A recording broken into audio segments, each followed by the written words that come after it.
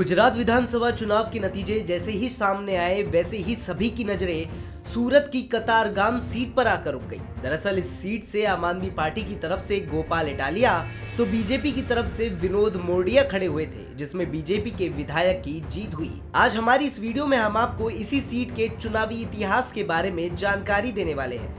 दरअसल गुजरात विधानसभा चुनाव में बीजेपी ने रिकॉर्ड तोड़ जीत हासिल की है। इसी के चलते यहाँ के प्रसिद्ध जिले सूरत की कतारगाम सीट सभी की नजरों में आ गई।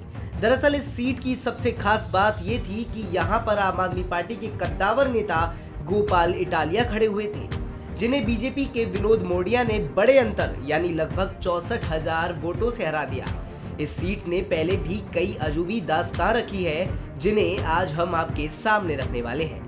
आपको बता दें कि सूरत जिले की कतारगाम सीट इस चुनाव की सबसे चर्चित सीटों में से एक है।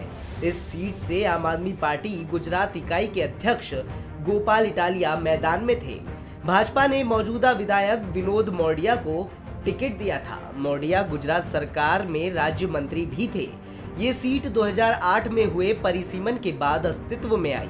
इस चुनाव से पहले हुए दोनों चुनाव में भाजपा ने ही इस सीट पर जीत दर्ज की है। इस चुनाव के पहले चुनाव यानी 2017 में भी इस सीट से विनोद मोरडिया ही विधायक थे।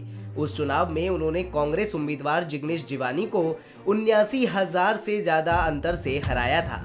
यही नहीं, उस चुनाव में कुल 14 उम्मीदवार मैदान में थे। कांग्रेस व भाजपा उम्मीदवारों के अलावा बाकी 12 उम्मीदवारों की जमानत जब्त हो गई थी, यानी फिर से यहाँ पर बीजेपी ही आई। वहीं अगर 2012 के चुनावों की बात करें तो यहाँ पर भी बीजेपी के नानूभाई वनानी ने कांग्रेस उम्मीदवार नंदलाल पांडव को 43,000 वोटों से हराया था। 2012 में कतारगाम सीट से कुल 8 उम्मीदवार मैदान में थे। भाजपा और कांग्रेस के उम्मीदवारों को छोड़कर बाकी 6 उम्मीदवारों की जमानत जब्त हो चुकी थी। दरअसल इस सीट पर हमेशा से ही पाटीदार वोटर निर्णायक के रूप में काम करते आए हैं। डायमंड सिटी के नाम से मशहूर इस जिले में पाटीदार समाज चुनाव में निर्णायक भूमिका निभाता है। भाजपा और आम आदमी पार्टी दोनों ने ही इस सी समाज से अपने उम्मीदवार उतारे थे, जबकि कांग्रेस ने प्रजापति समाज से आने वाले कल्पेश वारिया को मैदान में उतारा था। इस सीट के लिए भाजपा ने तत्कालीन राज्य मंत्री विनोद मोरडिया और आम आदमी पार्टी ने गुजरात इकाई के अध्यक्ष गोपाल इटालिया को अपना उम्मीदवार घोषित किया था।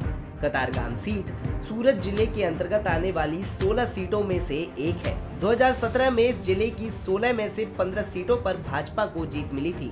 वहीं कांग्रेस एक सीट पर ही जीत दर्ज करने में सफल रही थी। यानी विधानसभा चुनाव में कतारगाम सीट एक महत्वपूर्ण भूमिका निभाती रही है और वही भूमिका इस बार भी इस सीट ने इन चुनावों में निभाई है। ऐसी ही और दिलचस्प जानकारियों के लिए बने रहिए पंजाबकेसरी.com के साथ।